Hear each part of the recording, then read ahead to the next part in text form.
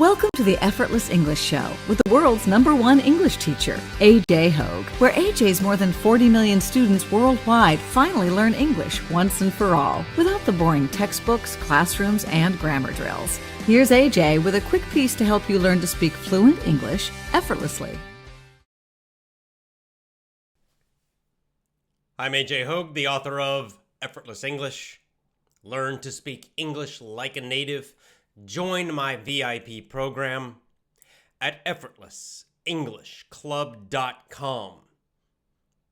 Become a VIP member at effortlessenglishclub.com and speak English fluently, powerfully, confidently, persuasively at an advanced level. That's my VIP program at effortlessenglishclub.com.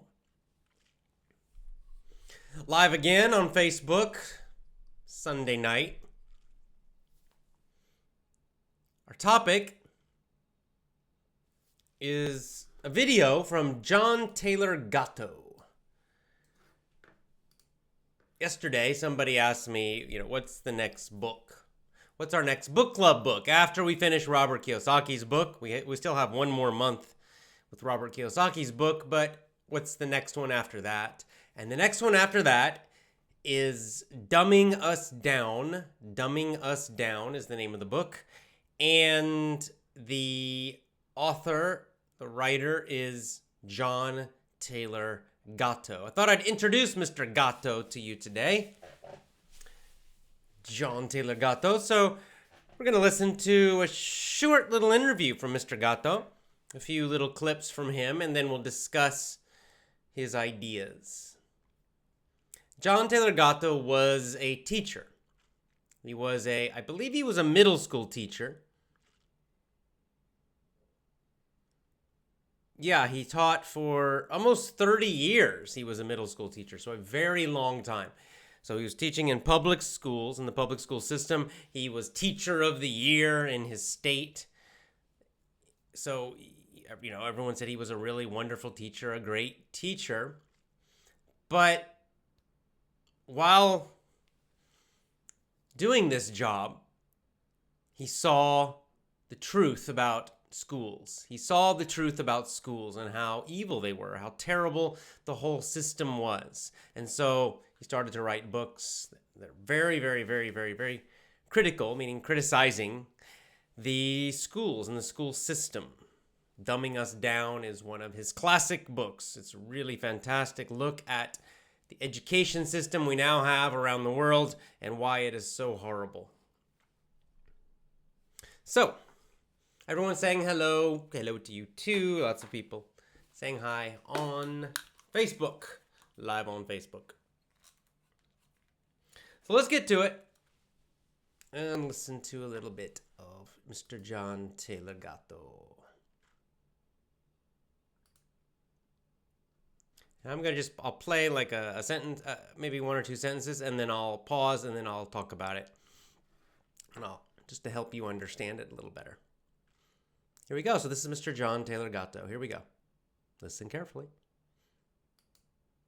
Schooling is a form of adoption. You give your kid away at his or her most plastic years.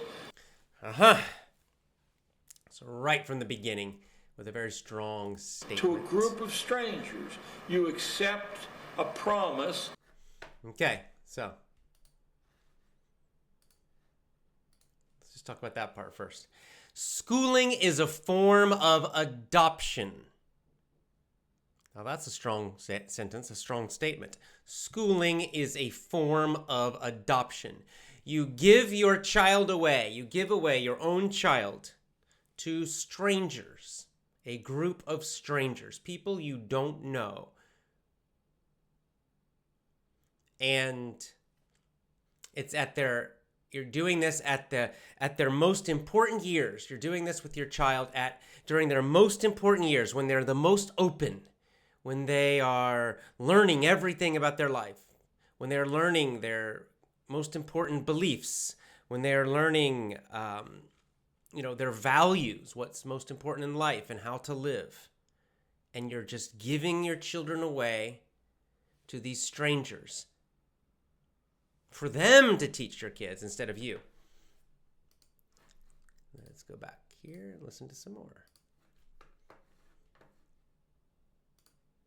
Sometimes stated and more often implied that the state, to its agents, knows better how to raise your children and educate them than you, your neighbors, your grandparents, your local traditions do. So he's saying you're doing this, you're giving away your child to these strangers, the government or other strangers, with the idea in your head, the promise, the idea in your head that they know better than you do, that they know better how to raise your child, that they know better what's important for your child than you do, your own child. You're trusting these strangers to know better than you, to care more than you, which is crazy. And that your kid will be better off so adopted by the time. And your child will be better off, will have a better life, will be better being raised by these strangers than by you. The child returns to the family. By the time the child returns to the family, or has the option of doing that, very few want to. Very few want to. So he's saying the schools, over time, the schools create a wall between children and their parents. Their parents are some form of friendly stranger too, and because they spend their, the middle of their day, these children, from a very young age, they go off to school with, other kids and these strangers, these teachers and other people. And they do this for years and years and years, so it's no surprise that when they, around the time they become teenagers, that they start to look at their parents as strangers. They see their parents as kind of friendly strangers. I mean, of course, not completely strangers, but they're not close to their parents anymore. They're actually more close to the school and the whole school system. And it creates a break between inside of families. It breaks the children away from their connection with their own parents. That's what you're doing when you send your child to school. You're destroying your family, or you're weakening your family. Why not? In the key hours of growing up, strangers have reared the kid. Now, in the key hours of growing up, right? The important hours of growing up, most of the day, right? Monday to Friday, most of the day, who is the kid with? Parents or these strangers in the school system? Well, in the school system. So during their most important times, right? Most of the daytime, Monday to Friday, the largest amount of time is actually spent at school. And if you really look at it, if you count the hours that most children spend at school, and then how many hours are they actually, really connecting with their parents, for most kids, it's the same, or it's actually more hours at the school. So the school has more influence on your child than you do. let's look at the strangers, of which you were one and I was one. So he says, okay, now let's look at these strangers. Let's look at the teachers. And he's saying, I was one of these people, a teacher, one of these people raising your kids, and the interviewer, I guess, also. Regardless of our good feeling toward children, regardless of our individual talents or intelligence, we have so little time each day with each of these kids. Okay, and then I think we're going to stop there. He says, because he makes a really good point, because he says, regardless of, I mean, it doesn't matter how much we care as a teacher. Even if you care a lot, it doesn't matter. Some teachers don't care. There's some really mean teachers. There's some bad teachers. But he says, even if the teacher cares so much, really cares, and even if the teacher is very, very, very intelligent, it doesn't matter. It doesn't matter because the teacher does not have enough time with each child. because the way the system is created, the teacher has a big class of kids. And it is completely impossible for the teacher to individually teach each child the way that child needs. It is impossible for the teacher to tailor, to fit their teaching to what each kid needs.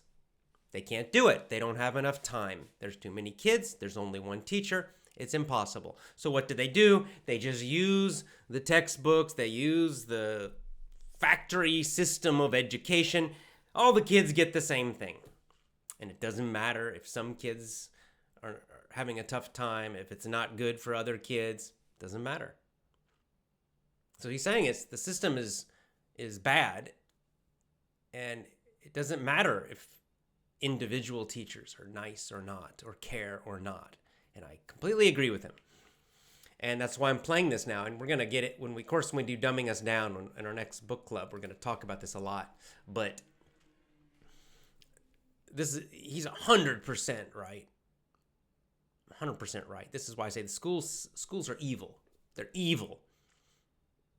Does that mean every single individual teacher is evil? No. Like you said, it's possible for a teacher to really, really care and to be very intelligent, but it doesn't matter because the system is evil, and therefore, there's no way even a good teacher, even him, he's admitting himself, he's confessing, right? He's a really good person. You can tell reading his books and listening to him. He really, really cared, very much, deeply cared about kids. And he's also, you can tell you can see that he's very intelligent, but he's saying that it doesn't matter. I was in an evil system, and I saw the evil of the system, and there was nothing I could do about it. Now, just imagine this. This is somebody who really cares, who's very intelligent. I'm telling you now, most teachers are not very intelligent, and most teachers do not care that much. Some do. A few. He was teacher of the year for his whole state. So he really, really, really cared a lot. But, most don't care that much. The average teacher cares some, but it's a job, okay? And there are a lot of teachers who really don't care at all. And there are a few who are really mean, terrible, horrible people. Well, guess what you're doing when you send your child to school? You're just gambling. You're just gambling. Because the school decides which class your kid goes to. Maybe your kid goes to the really great teacher who cares, like Gatto, although still the system's bad. So even with the great teacher, it's still a bad system. Or maybe, your kid gets bad luck one year and gets into the class with the terrible, mean, awful, bad person. And of course, over their childhood, probably they might have one year they get a great teacher, and then another year they get a really terrible, mean one, and a lot of years they just get average, kind of so-so. But none of that, an evil, terrible teacher can really hurt your child so much, cause so much damage, emotional pain, that will be a problem for them for years and years and years and years and years. And you're gambling when you send your child to school that might happen. But even if you're super lucky and your child has all good teachers, it's still a bad system. It's still we say inherently, it means it's naturally. You can't change its nature. The nature of the system itself is bad and harmful. And, it's basically what he said at the beginning. You are giving your child away to other people that you don't know. That's the thing. You don't know these people. You don't know them. You know nothing about them. If you're lucky, you meet the teacher, a couple times a year? You go meet him at the beginning of the year. That's not enough. You can't know anything about a person, right? You don't know what do they believe. What kind of person are they? Are they a good person, a bad person? You don't know. You can read the news to see all the crazy stuff that the schools and teachers are teaching children now. Some pretty horrible, evil stuff.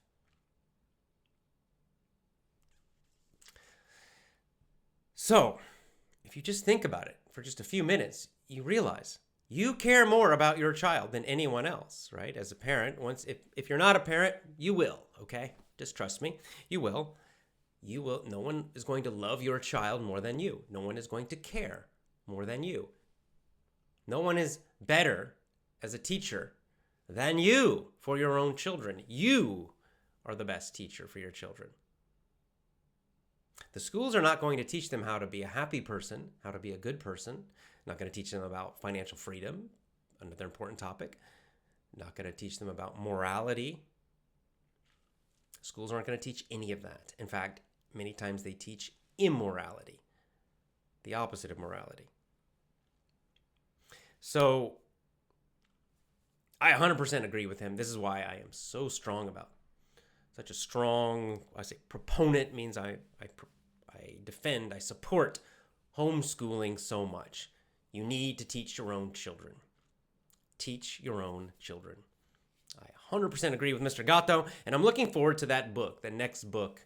So it'll be another big change. Our first book was political, Animal Farm. This book is financial, Rich Dad, Poor Dad. And the next book will be about education. John Taylor Gatto's Dumbing Us Down. Dumbing Us Down. You can go ahead and get the book now and start reading it if you want to. If you finished Rich Dad already, we'll be continuing Rich Dad every weekend until we finish the book. But I think we have about one more month, about 4 more lessons, 4 more chapters of Rich Dad, Poor Dad. And then we'll change over to Dumbing Us Down. I also recommend John Taylor Gatto has several quite long interviews on YouTube, so you can listen to him. You can try, see if you understand him, see if you can understand his vocabulary. He speaks slowly, but his vocabulary can be a little tough sometimes. Okay, so we're gonna it's Sunday night. I had a long day today. We went to my in-laws. In-laws are the parents of your husband or wife. So my wife's parents, and we went with my sister-in-law, my wife's sister, and my nephew that all of you audio podcast members know about my nephew. So we had kind of a fun day. I was playing with him all day, so I'm a little bit tired. It was very hot today again in Japan. But we splashed around in the pool. So my nephew and I played in the pool and splashed around in the pool. So a little bit short, so we'll go straight to questions and comments now. I'll do some questions and comments, have a little chat. Just going to be casual tonight. And then we'll be done. So a little bit shorter. Let me go to the comments and questions. Comments and questions. So while I'm talking, most people are just saying hi from lots of different countries. Fernanda from Brazil. Myanmar, Philippines, Brazil. Lots of Brazilians. Brazil. Wow. Lots of Brazil. This must be a good time in Brazil right now. Weekend, I guess. Yes, Brazil. Nathanael.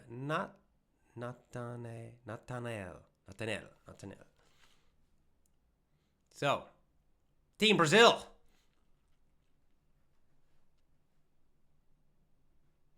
So, Hasina says, in school, they expect so much from students, but they don't think about what students want. They are controlling us like robots. Well, exactly. That's exactly right. Why do they do that? Because it's a factory. They view you. They look at you as robots. That's exactly right. Little robots to program.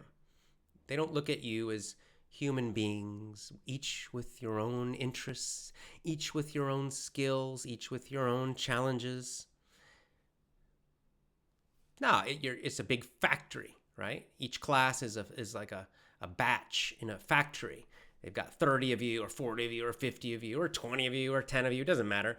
There's just a group of you, and they're just going to push all the same stuff on you. And they don't care if it's hard or easy. And they don't care if you're interested in it. I saw a good quote. I can't remember Oh, who said it? I can't remember who said it, but basically, it might have been Mr. Gatto here, I think it was someone else actually. But the idea of the quote is this: that to force, a child who wants to build things, to force them to sit and listen to poetry in an English class is child abuse. And the opposite is also child abuse. To force a child who wants to listen to and write poetry to, do an engineering class is also a kind of child abuse. And I agree. I mean, I think that we have some basic skills that need to be taught and learned by children. We all understand that, basic math, but it's really simple. Basic math and reading, and your own history and culture. After that, it really depends on each child's interests and strengths and weaknesses. But they don't care. Hasina, you're 100% right. They don't care because it's just a factory, and they're just going to push you through like a car being built in a factory.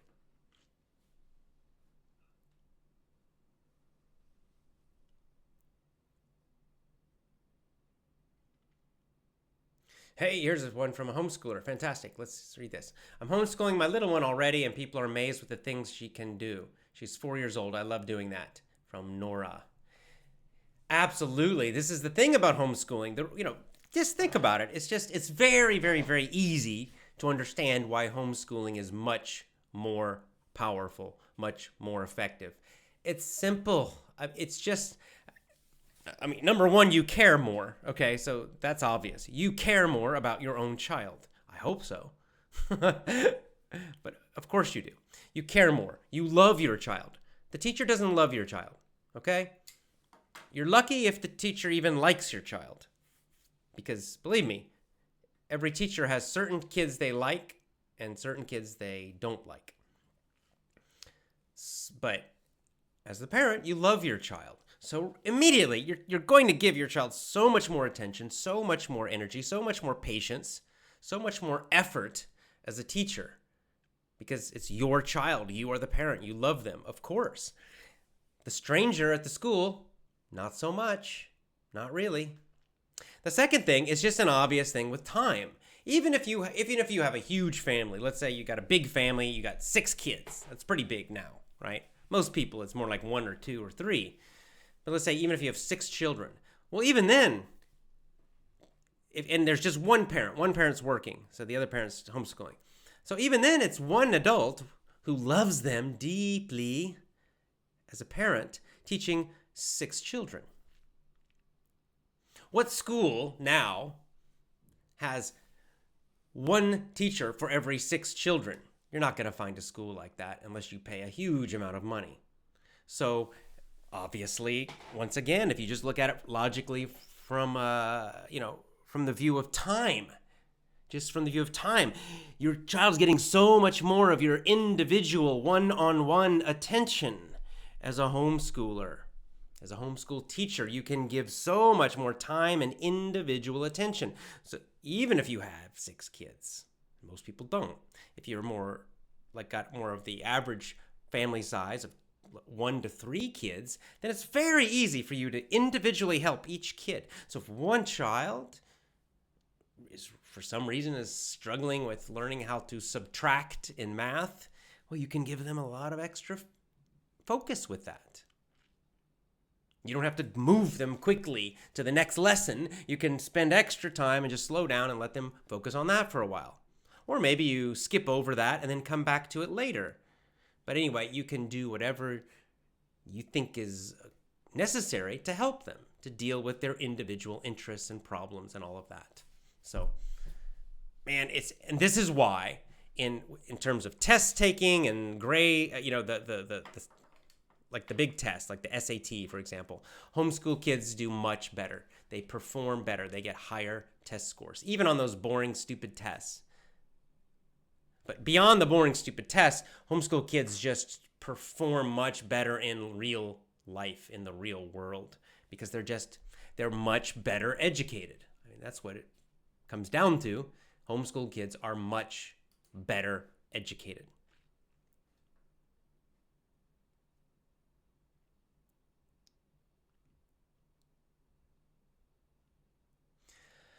Okay.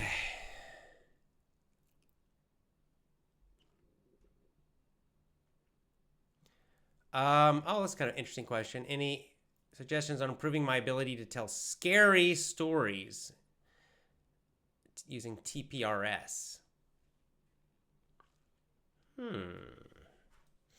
I don't know about that. I think I don't do a lot of scary stories myself. It's not my style. I tend to do more funny stories. I don't know. Yeah, you might just have to watch. I'd say watch some old scary movies. Not like now. They're all just chopping people up. It's disgusting. But like watch some old scary movies, maybe from the 1950s, the 1940s, right? Those sort of, and then you might be able to even just copy the plot. Copy some of the basic story points from those old movies or old TV shows, and a lot of it is just acting it out. I don't know. I'm not sure how but the truth is it doesn't have to be scary. You could tell a scary story and maybe when you tell it, it's actually funny. That's okay too. Just make it entertaining.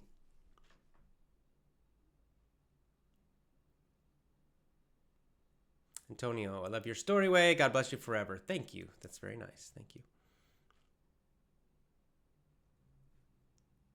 Oh, here's Vanya. Checking in. A check-in from Vanya, our traveler, doing his gap year. I absolutely agree that schools are crap. Yes.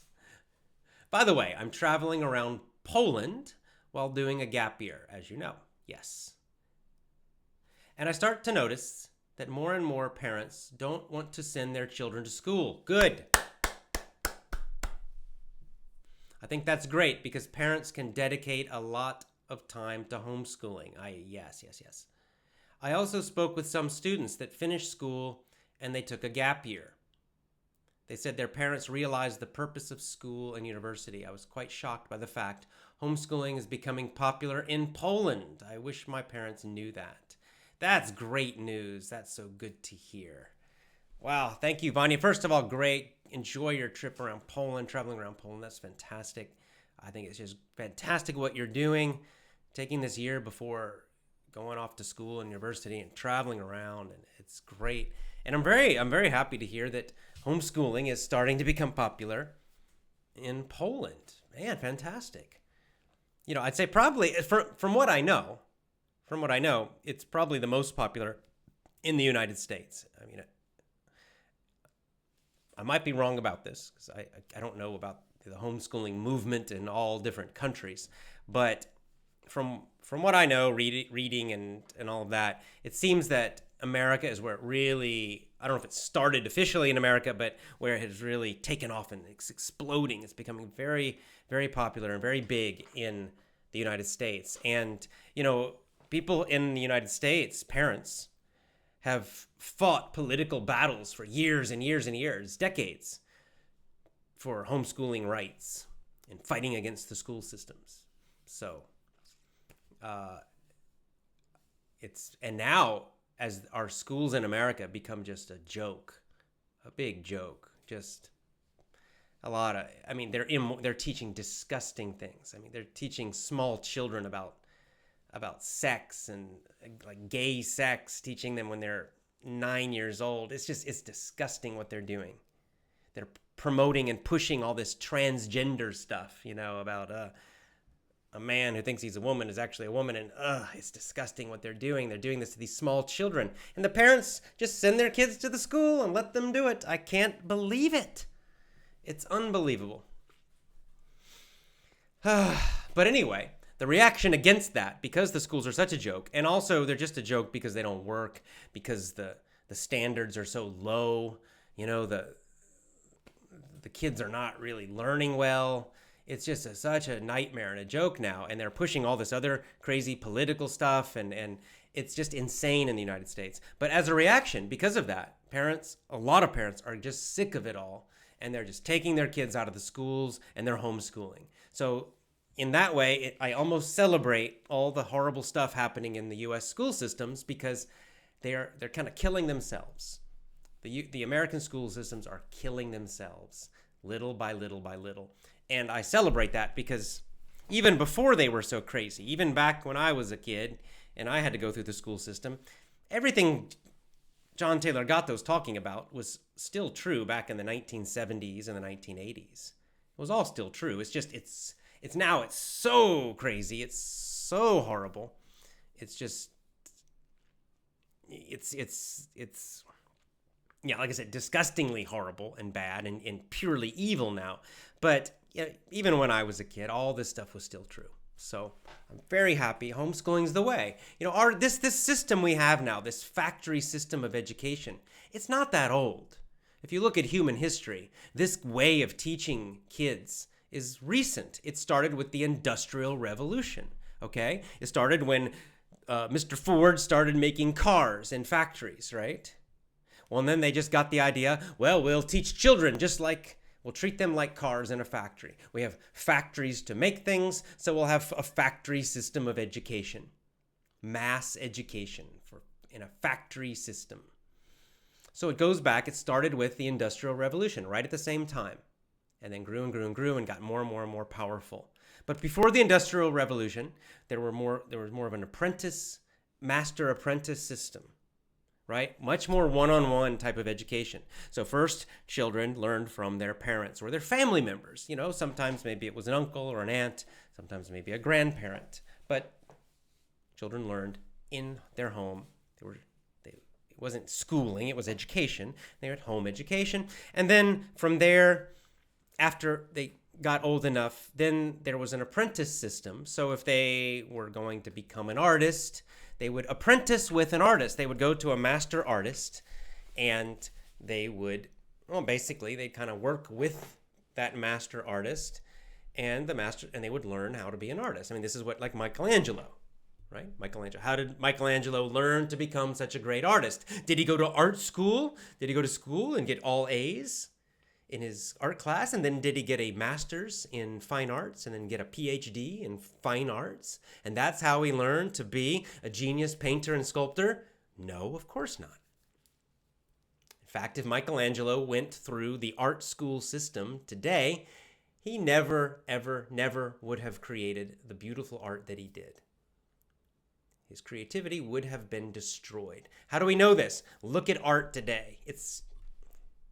Does anyone think that the art today is anything close to the Renaissance, to Michelangelo, and all of those great masters and geniuses? No, that was the peak of art. Now it's a joke again. So Michelangelo learned by working with a master artist as an apprentice. This apprentice system existed for centuries and was effective, and that's why it existed for centuries, because it's a mentoring system. And we just threw it away to create this kind of factory education, and unfortunately the results have been truly terrible. Here's a nice comment. The education in Vietnam is really bad. Well, don't worry, it's bad everywhere. The teachers force the students to learn crap knowledge. We have to learn so much without understanding. Another great point about schools. Because, again, in a factory system, you can't spend a long time with each child being creative, helping them understand the full knowledge and get real-world experience with what they're learning. They don't do that. No. It's just memorize, memorize, memorize, memorize, take a test. Memorize, memorize, memorize, take a test. Memorize, memorize, memorize, take a test. It doesn't matter if you really understand it and you get zero real-world experience. And so therefore, how do the students know if they are learning something true or not? How do they know if it's true? They don't know. They just accept it all and memorize it, because they never go out and test it in the real world. So it's a great way to program people's brains to be obedient, to just accept what they're told and never ask questions about it. That's another purpose of this system. But unfortunately, it's also why, speaking from experience here, where you'll see somebody go off to university and they'll study 4 years and get a business degree. And then they'll get out of school and they know nothing about business. They have, not only do they know nothing about business, they have a bunch of stupid, ridiculous ideas about business. They just memorized all the stuff in school. They got A's, top of their class, perfect scores on every test in business school. And they get out and they cannot do business. They have no idea how to start a business. They have no idea how to run a business. In fact, it's even worse. Their head is filled with a bunch of nonsense, a bunch of theories and ideas that are actually wrong, that are 100% completely wrong. And then they get out and maybe they try to start a business and fail instantly. And then they're completely confused. Well, I don't understand. They taught me this in school, and the worst part is they don't know how to learn. And they don't know how to learn. They're just used to everybody telling them what to do. So they try what they learned in school or something, and it doesn't work. And then they just become paralyzed. Like they can't move. They just they don't know how you really learn in the real world. You gotta experiment. Try something again. Experiment. Try again. Experiment. Try again. No. So they fail, and then what do? They just stop. They just quit, and they're done. Or, even more common, they never start. They get out of business school, and they start trying to do their own business, for example, and they suddenly realize immediately before they even start, I don't know what I'm doing. How do I know what to do? Nothing I learned in school is helping me. And then they get filled with fear, and they never, ever start. That's what I see. And it's not just business school, it's everything. I had exactly the same problem. Like, I went to social work school. Supposedly, I was learning how to counsel people and help people with their psychological problems. I got out of school with a master's degree. I knew nothing. Zero. In fact, worse than zero, I had a lot of stupid ideas that would not work. Unbelievable. Pretty sad. It's just sad when I think about it. I don't know if it's sad. It's we call it tragic comic, right? It's like, do you laugh or do you cry about it? If you really think about it, it makes you want to cry. But I think the healthier way to deal with it is to laugh about it. It's just to laugh at the schools, laugh at the system, and do something else. Because if we spend too much energy getting upset about it, it doesn't help anything.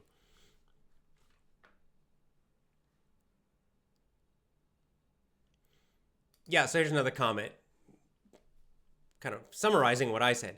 Parents are the best teachers of their own kids. They love their kids for no reason. That's right. They love their kids just because they're their kids. They will love them always for just that reason. But school doesn't. That's right. The schools don't love your kids. No teacher loves your child, okay? They don't love your child. They might like your child. If you're lucky, they like your child.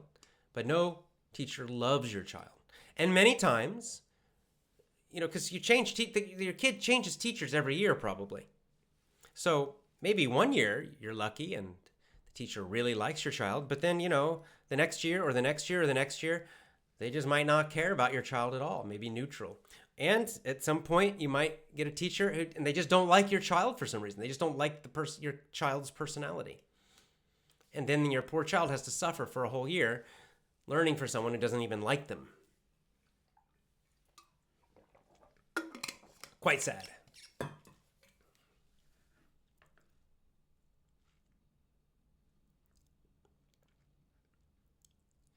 Someone's asking, was I homeschooled? Mabao. Where did you study at home? No, unfortunately not. Believe me, I know the school system very, very, very well because, of course, I did all my childhood in schools, and then I did too much school. I believed a lot of the lies and the nonsense, and it took me a while to figure it out.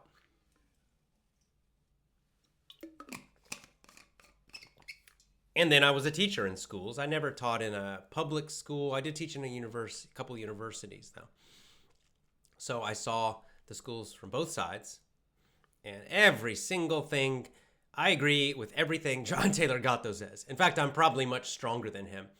He's a little nicer about it in some ways than I am. I'm pretty strong about it. But I don't believe in lying about it. We shouldn't lie about it. It's the truth. I'm telling you the truth. I'm telling you the truth. It's not that I hate the teachers. Some people get upset when I talk like this so directly, and think, well, but I'm a teacher and I'm nice. Yes, I know. I was a teacher too, and I was a nice guy. John Taylor Gatto's a nice guy, okay? I was in the school system. I was nice. I liked my students, but I didn't love them. I didn't love them like my own children. And it was a job. And more importantly, I was in a system and I had to follow the rules of that system or I got fired. And, my final job in a university, I did get fired because I was sick of the rules. I was sick of their system. I saw how terrible it was. I saw that I was wasting so much time, that I was not getting results for the kids, the college kids. And so I just started to teach in a completely different way. Not exactly like Effortless English, but starting kind of the beginning of Effortless English. And my reward for doing that and caring so much about my kids was that I got fired. I quit, but I quit because I was going to be fired. Okay? This is called preemptive quitting. It means you quitting before they fire you. I got the boss called me into the office and 3 of them were yelling at me and they said, okay, you have to change this or else we're going to fire you. And I thought about it. I said, okay, I quit. So technically I was not fired, but I would have been. So, see, this is the point. So when people say, oh, but I'm nice, it's like, I don't care. It doesn't matter if you're nice. It does, just what John Taylor Gatto said. It does not matter if you're nice. It doesn't matter because if you want to keep your job as a teacher, you have to follow their rules. If you don't follow their rules, they will get rid of you. So nice or not, it doesn't matter. The system is bad.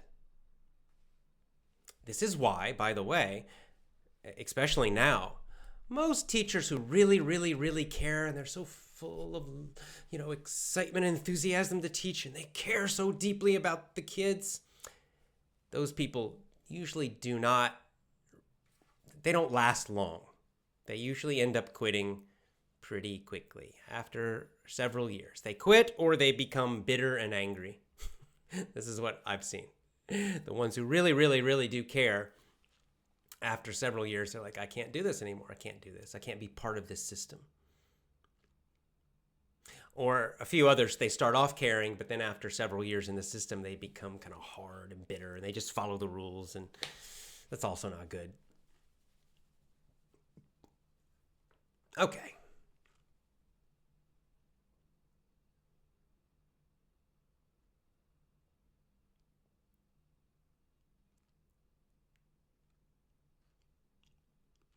Yeah, that's exactly right. This is what Francois is kind of saying. This is what my point. In Brazil, the schools try to teach children about policy. Right, politics. This is exactly what they're doing in America, what I was talking about before. Especially social policy, social engineering.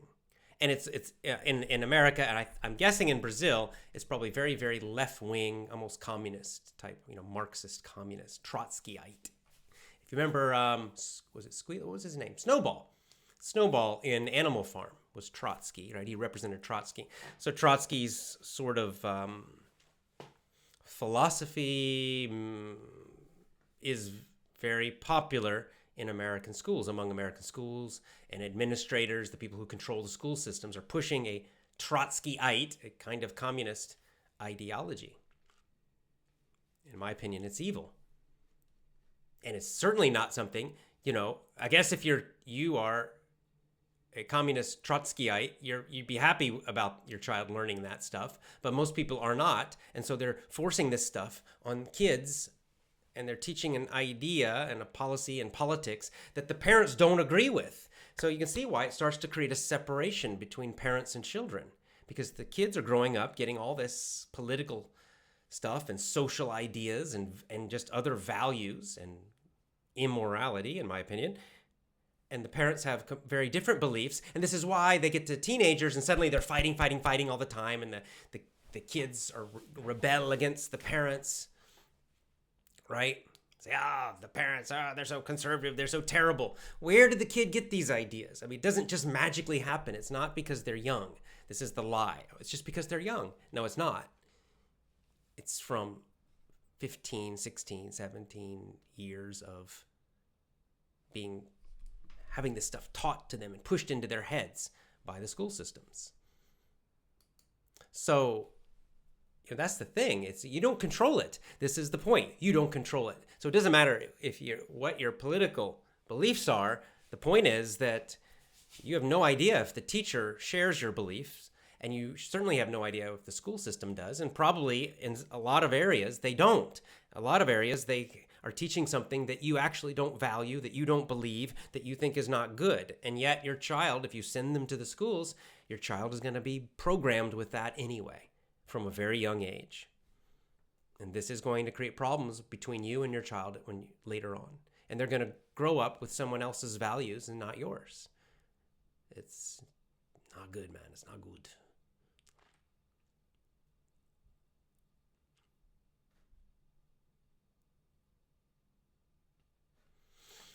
Okay, Lucia. Hi, teacher. Greetings from Venice, Italy. Venice, beautiful city. You're great. Just keep acting like this. A bunch of thanks. Well, thank you. Thank you very much.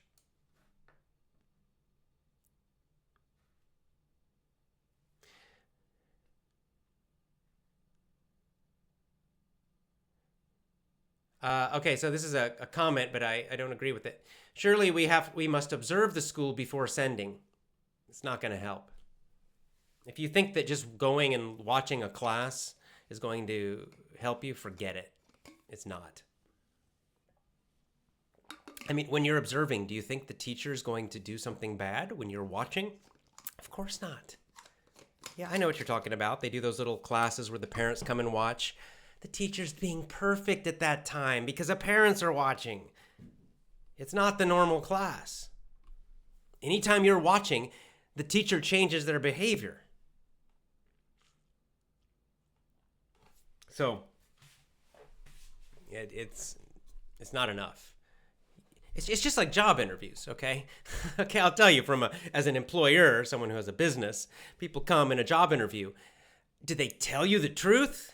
No, they make themselves sound wonderful. If let's say, someone comes and they want a job from you and you're interviewing them and you say, what is your weakness? Do they say, well, actually, I'm lazy and I steal money? Of course they don't say that. Even if it's true, they don't say that. They say, oh, well, I work hard, right? This is exactly what happens too. I mean, come on, we have to be real about human behavior, right?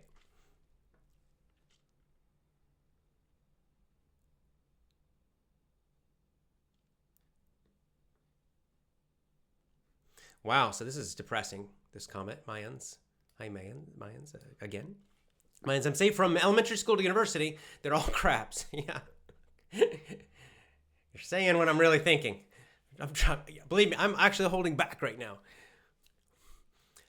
The system and all responsible are crap. I'm changing it to a polite word. Especially in the third world countries, it's worse than in Europe or the US. So in the developing world, quote, well, that's really sad because let me tell you, in Europe and the US, it's freaking horrible. So if it's worse than other countries, if it's worse than America, that's really scary. Because it's terrible in America. I don't know what they tell you in your country, but I'll tell you the truth. The education system in America is terrible. Horrible. Absolutely horrible. Now, here's the good news. A little good news. Because another reaction that's happening because of this terrible school system in America. One good thing about America. All countries have their problems, and my country has its share of problems, of course. But there's some things I quite like about my country, and one of them is this sort of entrepreneurial spirit, this spirit of solving problems and just and not trusting the government and not trusting what people tell you and just doing things your own way. And I like that about the United States. And so when bad things like this happen and get really terrible, it's quite common in the United States for there to be a reaction against it, sort of people independently doing something completely different. So I mentioned homeschooling is a very strong reaction in the United States against all this craziness and all this terrible stuff happening in the school systems. So that's fantastic. And homeschooling is growing stronger and stronger and stronger in the United States, more and more and more. Bigger. I just read an article about this recently in the state of North Carolina, how homeschooling is growing super fast. And it's growing fast everywhere in the States. That's one cool thing. Another cool thing that's growing fast in America is that more and more employers, companies, especially in the tech area, are not asking for college degrees. They don't care about it. They're starting to realize, especially smaller companies and middle-sized companies, they're starting to realize that these college degrees are a waste of time and useless, and they don't care. So as long as you can code, meaning you can program, they don't care if you have a college degree or not. Can you do it or not? They just care about the skill, which is fantastic. Fantastic. Another common thing is that online schools are growing very fast, online colleges and universities. So let's say there's something, I don't know, you're in some job where you really do need a college degree. They're still asking for a college degree. Well, you can get one very, very, very cheaply online. And it's the same education. In fact, in many ways, many online programs are actually much better than going to the schools and the classes. It's a better education because it's more independent. It's a little more custom. You have a little more freedom. And it's much cheaper. So that's another good development that's happening in the United States. And these online programs are exploding. They're becoming super popular for the same reason. And another thing is the freelancing market, the freelancing jobs where people are becoming independent workers. It's not quite like owning a business, right? Because they're not opening big businesses, but they're just, one individual, and they're not working for a company. They just get on, there's lots of these websites, freelancer websites. I use them. Like one very general one is called Fiverr, Fiverr.com. But there are also freelancer, independent worker websites for specific industries, like for computer programming or for design or whatever. And so people like me who have small businesses or even larger businesses, if they have a project, they go to the website, they enter the project, and then they hire someone from the website. And I'm telling you, because I do it a lot. I never even look at education. I never even look at whether they got a degree or where they went to school. I don't care. I just look at what are their skills. Can they do it? And what the cool thing about these kind of jobs is they have portfolios, what's called a portfolio. Another thing that's happening in America that's becoming quite big and popular is that instead of just resumes where you just list your job experience, you list your education, they're also doing portfolios. The portfolios are samples of your work, a sample of your work, which is, again, as a business person, that's what I want to see. I don't care about a college degree. I don't care. I really don't care even about your job experience so much. That's more important. But what I really, really want to know is, are you good? Are you good, and will you do the job well? And that's why if I can see samples of work, then that is the best. And that's what I usually do. So when I hire someone for a project, I just want to see, well, what did you do before? Show me something you've done before. Show me work you've done before. And then I look at it and I compare and I say, well, I like this person's work. This guy does good work. I like what he did. So I'm going to hire him.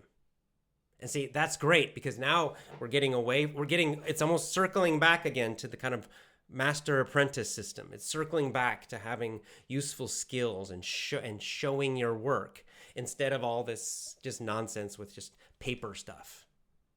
So I think often these kind of things will often start in the United States, right? In the beginning, they'll start in the United States, but then they will start to spread around the world.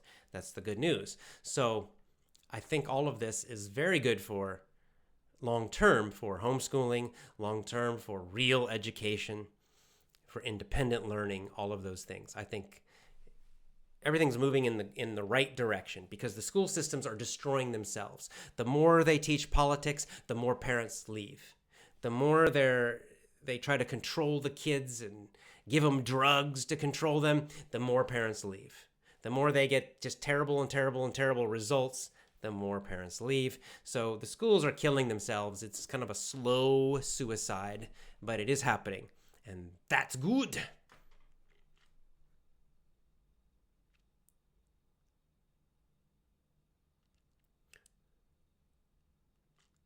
Hey, Sukar today's asking about the topic of today's show. Today's show is about homeschooling and education. Yes.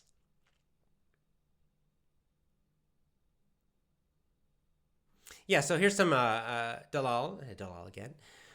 Parents' role is so important. They can advise their children to develop skills in many ways, like workshops, internet, etc. Well, exactly. And more than that even. I mean, at a young age, of course, as the parent, you just teach them directly. You're teaching them. You have to guide them and, teach them. But the good news is, teaching, for example, teaching reading, at least in English. Maybe Japanese and Chinese are a little harder. But let's say teaching an alphabet language. Teaching reading is not that difficult. Pretty easy skill to teach, the basics of it. Takes a while. You got to be a little patient, but it's not that big a deal. And once they're reading, boom, the learning just goes so fast because then once your child can read independently, and then they just start bringing in the knowledge, right? Then a lot of what you're doing is just helping them choose books.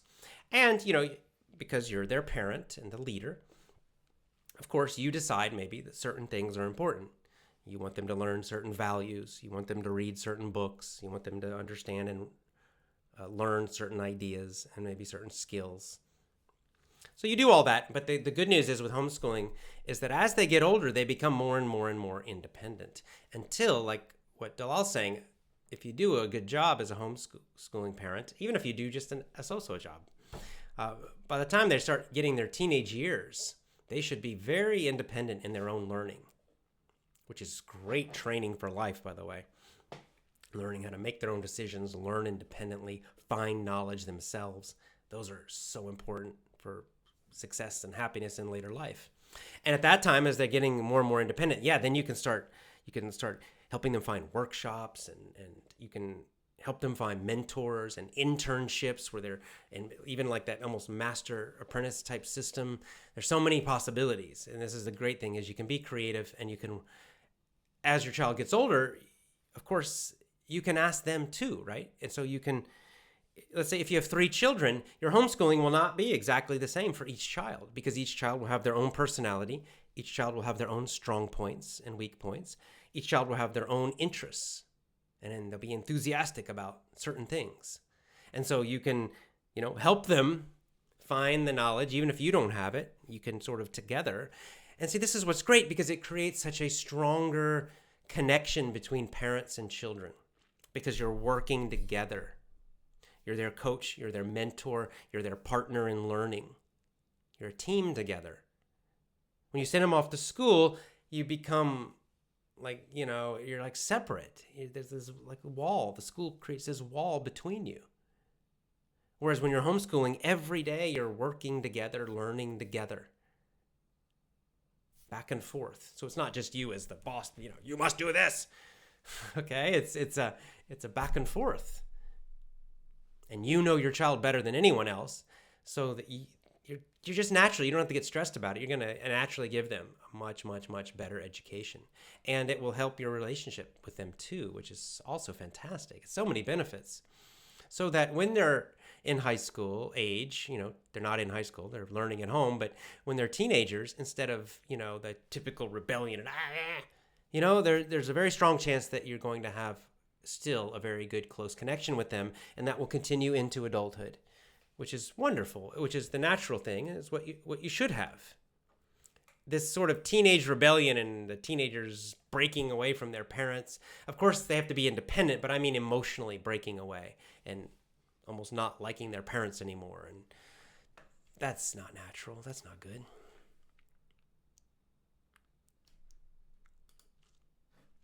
Amal, school taught us the fear of questions and of low grades. Yeah, the whole grade thing is ridiculous too. I agree with you. Home education is the solution, but the application will need the risk of parents. You are correct. The parents have to do it. Most kids can't do this themselves, although, some very strong-willed kids, with a strong mind, they can sort of demand it from their parents. And usually this is older children, right? Maybe when they're getting into middle school and they can just say, I want to learn at home. And maybe they can just push their parents to do it. But that's not the normal situation. The normal situation is that the one or both of the parents have to make this decision and just try it. And just like with everything else I teach you guys and talk about, don't just believe me. All I'm saying is try it. Try it and see. Right? You've done the school thing. You know exactly what that's like. You did it yourself probably. So you already know what that's like, but you have no idea what the homeschooling is like. You're hearing from me, and then maybe you have some other fears, and then the school system will try to put some fears into you, and other people will. So how do you know which one's correct? You just try it. Try it. Homeschool your kid for 1 year. See what happens. Believe me, the following year, if you want to, you can put them back in the school. But I think at the end of a year of homeschooling, you're probably not going to want to do that. You're going to get to the end of that 1 year and say, ooh, this is fantastic. So just try it, that's how you learn things in life.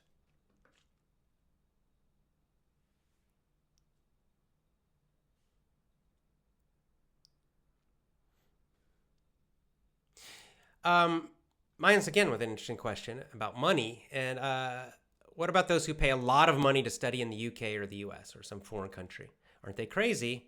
Aren't they wasting a lot of money? I don't understand. I think you're right. I think it's a waste of money. Because there's so many cheaper ways to do that. Like if you're just doing it for language, then you could, the easy way to do it, you could probably try to get some kind of little work. Well, I'll tell you one that I know for sure. You could, for example, get a what's it called? It's basically like a youth work visa. So it's basically young people, and by young, I think it means under 30. You can get a certain visa, and then you could go off to Australia. I don't know if America might not have this, but Australia does. So you could go off to Australia, and I can't remember, 6 months or a year. It's a decent amount of time. And instead of paying, you get paid. You go there and get a job. Probably not a great job, but you may be working in a restaurant or something. But then, every day you're using English in that job, so that's going to help your English. And then you're going to meet other people who are working there, and then you could just join some clubs, join some activities to meet people, make friends with Australian people. Your English, you're going to get lots and lots and lots of great practice with your English, improve your English a lot, and it'll be cheap, or you might even make a little money. That's a much better way to do it, right? Instead of going and paying, some programs are very expensive. Some of them are super expensive. And I'll tell you, a lot of, like when I was teaching in San Francisco, I taught at a program, and foreign students would come there. But I don't know. The sad thing is that some of them would come there and then they wouldn't. I don't know really. I think they're being forced to be there by their parents or something. They seem like they didn't want to be there. So it's you just have to be creative, and you can find ways to do what you want to do, learn what you want to learn, without spending huge amounts of money. A little bit, but you don't have to spend thousands and thousands and tens of thousands of dollars. It's not necessary.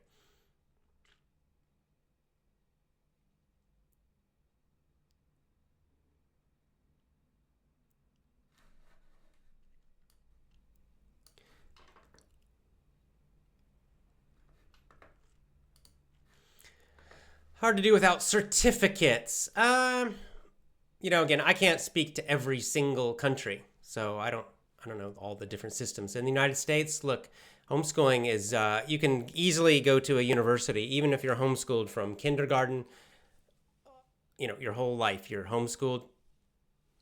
It's no problem at all. Easy still to get into a university. You take a test. It's called the GED. It's like the high school test. It's an easy test, pretty easy. And boom, you get a piece of paper. I passed this. I have a high school education. Done. So, not necessary. For universities, I need a certificate, I need a degree. Depends on what you're doing. Some are kind of, to be a medical doctor, there are so many laws and regulations about that yeah, you got to go to medical school and get that. Of course you do. But you still could be homeschooled until then, until medical school. You could do homeschooling up until university, and then you might have to go into the system. So, of course, you just have to make those decisions. But in a lot of areas, you don't need a certificate. You need a diploma. You don't. Some people asking me to raise the sound. Okay, I'm raising it up.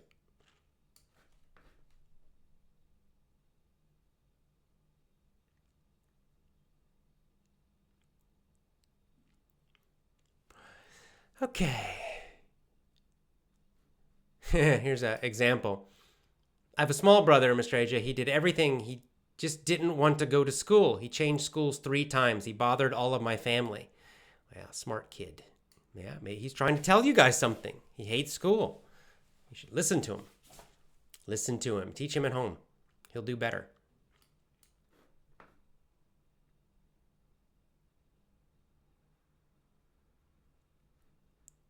Oh, okay. I think I know what you're asking, D1. D1 says, I think mother language, native language, is so important for learning other languages. It's just important in general, of course. So, you make sure your child learns their native language. That's the most important language for them. Yes, it is. 100%, yes. And then, of course, you can teach other languages. You can even have bilingual children who grow up learning 2 languages. But, yeah, you don't neglect your native language, for sure.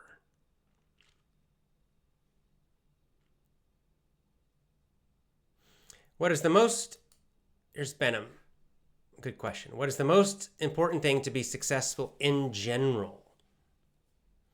Well, first, it's not just one thing. So this is why it's hard to answer this question, because I think anyone who is successful in anything will tell you it's not just one thing. If it was just one thing, it would be a lot easier to succeed in things. But so... take that out. Okay, so understanding that.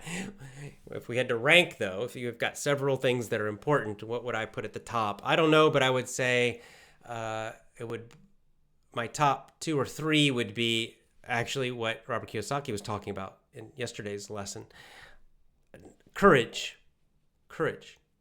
The ability to overcome fear, to take action even when you're afraid, to take action even when other people are criticizing you. To take action even when everyone else is doing something different and everyone's telling you you're crazy. To take action and overcome fear. Courage, one of the top things. Another one, top one would be, I'll give you 2. I can't give you 1 because just courage is not enough. So the second one would be persistence.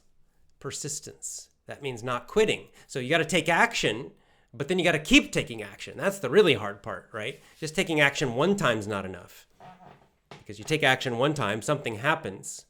You get a result that you like or a result that you don't like. But either way, something happens, and then what? Then you have to learn and keep going.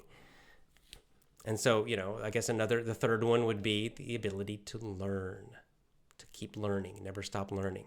So I just gave you 3. Which one of those is top? I don't know, because you really need all of them.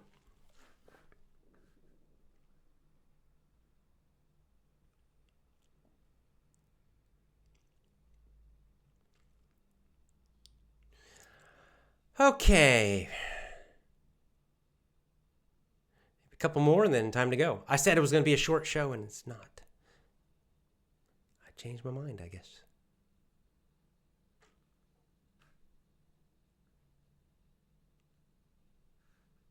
Okay, I'll smile with a follow-up. We can work without certificate, yep, but not in a better job like me. I haven't, because I work in a library. Well, again, it depends on your area that you want to work in. I mean, the best example of all, where you don't need any job certificate, you don't need any degree, is to start your own business. That's the best example of all. It's also one of the best ways to become rich, to be successful, to have a huge amount of freedom, and to have a really fun and interesting life, to start your own business. So, there you go. Everything Robert Kiyosaki is teaching us does not require any kind of certificate. You can be a great investor with no advanced education. You could be homeschooled. You could never go to college and become a great investor. And we have many, many, many examples in history, in the past and now, of great investors who are super rich, super successful, never went to college. And you can also be a great entrepreneur. You can start a business and grow it, and it can be fantastic. Same thing. Steve Jobs being one of the best examples of that, but there are many, many, many, many examples. So if instead of being an employee where you're kind of a wage slave depending on someone else, if you will go forward and start your own business or become an investor or start buying assets, doing the things Robert Kiyosaki's teaching us, then you don't depend on the school system anymore. You're also not a slave to the school system. You no longer have to worry about, I have this piece of paper so I can get this job. You create your own job. Freelancers are doing this too now. They create their own jobs. So it's only if you put yourself in a little prison that you must have these pieces of paper. When you break out of that prison, you don't need that paper anymore. Look, I have 3 degrees, okay? I have 3 college degrees, a bachelor's and 2 masters. I don't care. I don't even know where they are. They're in a closet somewhere. Right? I mean, I could just throw them away. They're useless to me now because I've broken out of that system. I don't care. Of course, yes, when I was younger, I was kind of a slave to that system. I thought I had to be an employee, right? And to get a job, I had to have that piece of paper. And now I know it's not true. But you have to be brave, right? You have to be courageous. You have to be persistent. And you have to learn. You have to be willing to learn from the real world, from real world results. When you get those 3 things going, then all that stuff they tell you, you realize it's not true. All right, I think it's time to go. Okay, I'm going to answer this last question, just because it's a question I'm getting constantly. How to get your podcasts. Okay, I'm going to teach you again, because it seems like a lot of people are still only watching on video. A lot of people are listening to this on audio, and they already know this, so my apologies for repeating it, but we still have a lot of people who are only doing the video show. And so let me show you how to do it. Okay, step 1, get a podcasting app. How do I do that? You ask. I'll show you. You go into little Google here, I use DuckDuckGo. You do a search, podcasting app. Podcast Addict is the first one on my list, on my search. Great, Podcast Addict is a good app. A lot of people use it for getting a podcast. Boom, easy. And here's an article, 10 best podcast apps for Android. Excellent. Let's click that article. What do they tell us? What are they recommended? Let's see. Castbox. That's a good one. A lot of people use Castbox. That's a good app. It's also free. One called Dog Catcher. Never heard of that one, but I'm sure it's fine. Google Play Music. My podcast is on that app also. Google Play Music. Get that. Pocket Casts. I know some people use that. Podcast Addict again. Podcast Go, Stitcher Radio, Spotify, TuneIn. There you go. Simple, simple, simple. That's step 1. So choose one. Let's say TuneIn. I recommend. That's a good one. TuneIn. What do? Here's a link right here. Download on Google Play. Okay? Click that. There it is, Google Play, tune in. So you just download it. There's a button here that says install. You click it. I'm not going to do it because I don't want to put this on my computer, but you just click it, boom. It goes onto your phone, it goes onto your computer, it goes onto your tablet, whatever. What's the next step? Well, the next step is inside the app, you open the app up, and in the app, you will see a search bar, a search area. So in the search area, what do you type? You know what to type. You type Effortless English Podcast. Effortless English Podcast. Put that in the search on the app, your podcast app, any podcast app. You will search, and guess what will happen? Boom! You'll see my podcast. You'll see my logo. It's white and red. I'm doing I look like I'm jumping and shouting on the picture on my podcast. So you'll see that. You'll see my podcast app. You click it, and you'll see a button or something for subscribe. Subscribe. Just click it or tap it on your phone. Subscribe. Subscribe to my podcasting app. After that, nothing is necessary. After that, automatically, you will get every new show. Every new show will go to the podcasting app. Every one of my videos will go to the podcasting app. Just the sound. I don't put the video on my podcasting app, but the sound, so you can just listen to it. But I also do a lot of extra shows that are only audio, no video at all, only audio. You get those too automatically. Every time I add a new show, boom. About 10 minutes later, it goes to all of those podcasting apps. That's how you do it. It's really easy. So get my podcast on one of these podcasting apps, any of them. So you're not missing. Don't miss half of my show. Half of my show is only audio. Don't miss it. Get one of these podcast apps. Search for Effortless English Podcast. Subscribe to the Effortless English Podcast. That's it. All right. Lots of love to you. It's been nice talking to you on this Sunday. Hope you're having a good weekend. I'll be back again tomorrow. Bye for now.